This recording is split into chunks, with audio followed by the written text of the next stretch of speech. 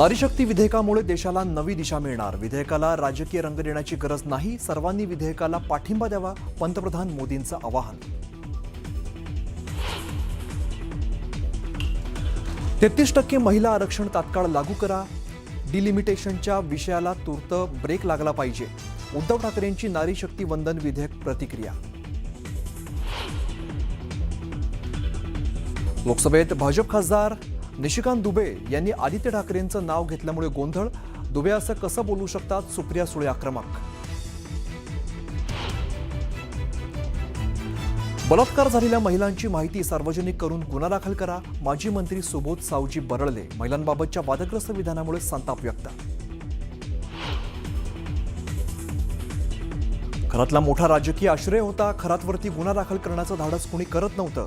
भाजप मंत्री राधाकृष्ण विखे पाटलांचं खळबळजनक विधान. तर शिर्डीतील गुन्ह्यामुळे प्रकरण बाहेर आल्याचा दावा. याची कराळे खरातसोबत मनी लॉन्ड्रिंग करतात. काँग्रेस प्रदेशाध्यक्ष हर्षवर्धन सपकाळांचा मोठा दावा. तर कराळे जिकडे जातात तिथे बोगस कॉल सेंटर उभारलं जातं याची चौकशी करण्याची मागणी. नाशिकमधील धर्मांतर आणि शोषण प्रकरणी हिंदू सकल समाज आक्रमक. TCS कंपनी ते जिल्हाधिकारी कार्यालयापर्यंत मोर्चा. मलाडमध्ये भोंदू रिधम पांचाळला 19 एप्रिलपर्यंत पोलीस कोठडी. उपचाराच्या नावाखाली मागत होता बोकडाचं काळीज, कोंबडी, दारू आणि सिगारेट. जादूटोणा आणि अघोरी कृत्याच्या आरोपाखाली कारवाई. नांदेड शहराच्या देगलूर नाका भागात पाण्यात बुडून 4 मुलांचा मृत्यू. पालिकेकडून खोदलेल्या खड्ड्यातील पाण्यात खेळताना दुर्घटना. मुलांच्या मृत्यूमुळे हळहळ व्यक्त. राज्यात उष्णतेच्या लाटेमुळे शासनाकडून नागरिकांना सतर्कतेचा इशारा. उष्माघातापासून वाचण्यासाठी शासनाकडून मार्गदर्शक सूचना जारी. नागरिकांना काळजी घेण्याचं आवाहन.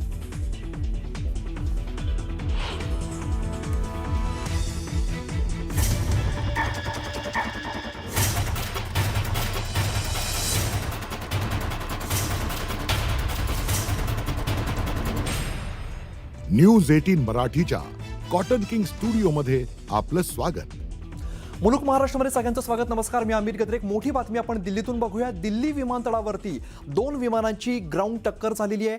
आकासा एअर आणि स्पाइस जेटचा यात समावेश आहे.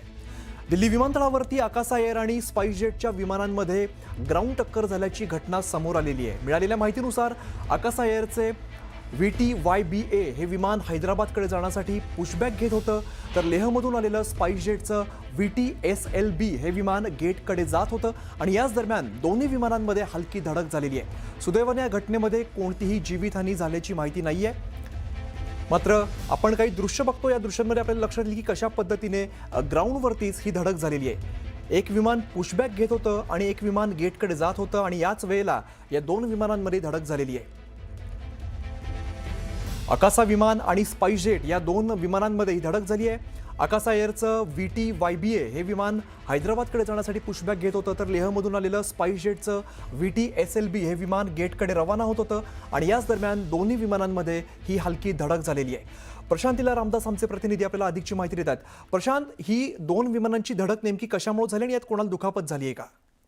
दिल्ली विमानतळावर ह्या विमानांना ग्राउंड टक्कर झालेली आहे आणि खास करून आकासा एअर आणि स्पाइस जेटचा यात समावेश आहे. दिल्ली विमानतळ, आकासा एअर आणि स्पाइस जेटच्या विमानामध्ये ग्राउंड टक्कर झाल्याची समोर घटना झाली आहे. मिळालेल्या माहितीनुसार आकासा एअर VTYBA विमान हैदराबादकडे जाण्यासाठी पुशबॅक घेत होतं. म्हणजे आता अर्थ होता, जेव्हा ते अलाइनमेंट लागलं होतं ते पार्किंगला होतं आणि तिथून ते पुन्हा खास करून ST फोन आणला जातो त्यावेळेस ती पुशबॅक येत होतं. तर दुसरीकडे लेह विमान जे आहे ते विमान गेटकडे जात होतं. त्या दरम्यान दोन्ही विमान हलकी पुढे आलेली आहे. सुदैवाने या घटनेत कोणीही जीवितहानी झाल्याची माहिती पुढे नाही आहे. पण महत्त्वाचं जर बघितलं या घटनेमध्ये की नुकसान झालेलं आहे आणि या नुकसान पाहावं लागेल की एक मोठी घटना टळली आहे. कुठल्याही प्रवाशाचंही देखील नुकसान न झाल्याची माहिती पुढे आलेली आहे. स्टुडिओ. बरं प्रशांत, धन्यवाद या सगळ्या माहितीसाठी. तर आपण सध्याची दृश्य बघतो त्यात आपल्याला स्पष्टपणे लक्षात येईल की कशा पद्धतीने या 2 विमानांमध्ये धडक झाली आहे. विमानाचा काही भाग आपल्याला दिसतोय स्पाइस जेटचा, ज्यामध्ये या धडकेमध्ये जे नुकसान झाले ते आपल्याला बघायला मिळते. आकाश एअर आणि स्पाइस जेट ही दोन विमानं आहेत ती एकमेकांना धडकली आहेत. सुदैवाने या घटनेत कोणतीही जीवितहानी झालेली नाही. मात्र एक विमान जे आहे ते पुशबॅक घेत होतं आणि एक विमान जे आहे ते गेटकडे जात होतं आणि अशा वेळेला या दोन्ही विमानांमध्ये ही धडक झालेली आहे. कदाचित अंदाज आला नसावा आणि यामुळे अपघात झाला असावा, मात्र या संदर्भातली अधिकची माहिती अजून आलेली नाही. मात्र ही जी दृश्य समोर येतात त्यात आपल्याला लक्षात येईल की या स्पाइस जेटच्या विमानाचं यात नुकसान झाल्याचं आपल्याला बघायला मिळत आहे. आकाश एअर आणि स्पाइस जेट या दोन विमानांमध्ये ही धडक झाली आहे. नवी दिल्लीमध्ये विमानतळावरती घटना घडलेली आहे. दिल्ली विमानतळावरती दोन विमानांची ही टक्कर झाली आणि यामध्ये विमानाचं नुकसान झाल्याचं आपल्याला बघायला मिळते. मात्र यात कोणतीही जीवितहानी झालेली नाही, कोणाला दुखापत झाल्याची माहिती तुर्तास आलेली नाही. मात्र दिल्ली विमानतळावरती या दोन विमानांची धडक झालेली आहे आणि या धडकेमध्ये या विमानाचं नुकसान झाल्याचं आपल्याला बघायला मिळत आहे. आकाश एअर आणि स्पाइस जेट या दोन विमानांची धडक झालेली आहे. आकाश एअरचं विमान जे आहे ते पुशबॅक घेत होतं. एक विमान जे आहे ते गेटकडे रवाना होत होतं आणि याच वेळेला या दोन विमानांमध्ये ही धडक झालेली आहे. ही धडक नेमकी कशामुळे झाली, काय झालं त्याचे अपडेट्स अजून आलेले नाहीत. मात्र स्पाइस जेटच्या विमानाचं नुकसान झाल्याचं आपल्याला दृश्यांमध्ये बघायला मिळत आहे. काही दृश्य समोर येत आहेत. नवी दिल्ली विमानतळावरती या दोन विमानांची धडक झालेली आहे. या अपघाताचं कारण काय याची चौकशी होईल, मात्र अजून या गोष्टीची माहिती समोर आली नाही. मात्र या विमानाचं यात नुकसान झाल्याचं आपल्याला कळतंय. काही दृश्य तशी समोर येत आहेत. आकाश एअर आणि स्पाइस जेटची ही विमानं जी आपण सध्या बघतोय या दोन विमानांमध्ये धडक झालेली आहे. हैदराबादकडे हे विमान जात होतं. आकाशा एअरलाइन्सचं त्याचं नाव होतं VTYBA. हे हैदराबादकडे जाण्यासाठी पुशबॅक घेत होतं. तर लेहमधून स्पाइस जेटचं विमान हे आलेलं होतं VTSLB. हे विमान गेटकडे जात होतं आणि याच दरम्यान या दोन्ही विमानांमध्ये ही हलकी धडक झालेली आहे. सुदैवाने या घटनेत कोणालाही दुखापत झालेली नाही आहे, मात्र विमानाचं यात नुकसान झाल्याचं आपल्याला बघायला मिळत आहे. दिल्ली विमानतळावरती घटना घडली. दोन विमानांची ग्राउंडवरतीच या विमानतळावरतीच टक्कर झालेली आहे. आकाशा एअर आणि स्पाइस जेटच्या विमानांचा यात समावेश आहे.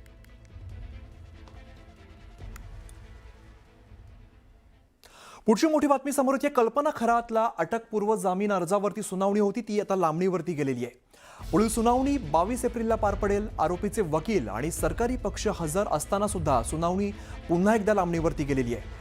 मूळ फिर्यादी रावसाहेब गोंडकर यांच्या वकिलांनी आपलं म्हणणं मांडण्यासाठी न्यायालयाकडे वेळ मागितलेला आहे आणि मूळ फिर्यादीच्या विनंतीनंतर न्यायालयाने वाढीव मुदत दिलेली आहे. सुनावणी सुरू होताच न्यायालयाने आरोपींच्या वकिलांविषयी उशिरा आल्यामुळे नाराजी व्यक्त केलेली आहे.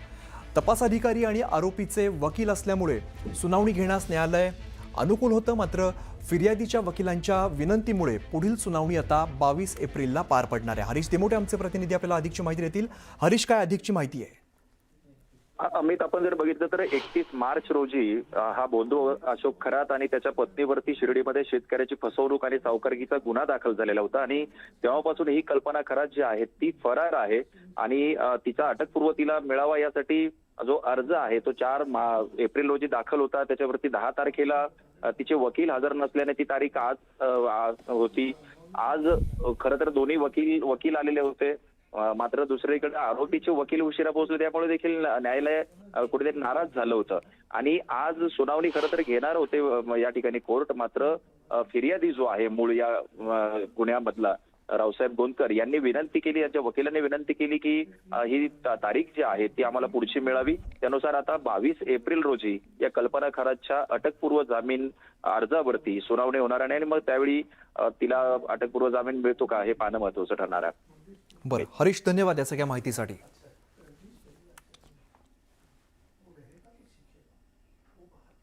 बातमी अमरावतीमधून. अमरावती परतवाडा लैंगिक अत्याचार प्रकरणात आतापर्यंत 8 आरोपींना अटक करण्यात आलेली आहे. परतवाडा पोलिसांनी 4 आरोपींना सुनावणीसाठी कोर्टात हजर केलं. 4 आरोपींची याआधी सुनावणी झालेली होती. आतापर्यंत एकूण 8 आरोपी अटक केल्यामुळे तपासाला आता गती मिळणार आहे. अल्पसंख्याक आयोगाच्या सदस्यांची पोलिसांसोबत सध्या चर्चा सुरू आहे.